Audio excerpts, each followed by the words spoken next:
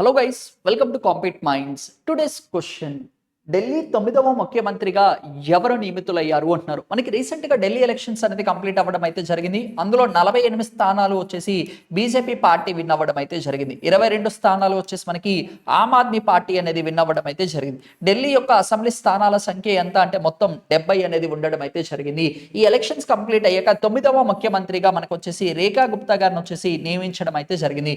రేఖా గుప్తా గారు వచ్చేసి ఢిల్లీకి సంబంధించి 4th ఉమెన్ చీఫ్ మినిస్టర్ గా నియమించడం అయితే జరిగింది. మరి ఫస్ట్ ఎవరు? సుష్మా స్వరాజ్ గారు. సెకండ్ ఎవరు? షీలా దీక్షిత్ గారు. ఉమెన్ లో వచ్చేసి లాంగెస్ట్ సర్వింగ్ చీఫ్ మినిస్టర్ ఎవరు? షీలా దీక్షిత్ గారు. థర్డ్ వచ్చేసి ఆశితి గారు వర్క్ చేయడం అయితే జరిగింది. ఫోర్త్ వచ్చేసి మనకి రేఖా గుప్తా గారు. రేఖా గుప్తా గారు ఫస్ట్ టైం ఎమ్మెల్యేగా విన్ అయ్యి చీఫ్ మినిస్టర్ గా అవ్వడం అయితే జరిగింది. అందుకని క్వశ్చన్కి వచ్చేసి option 4 is the correct answer. Thank you.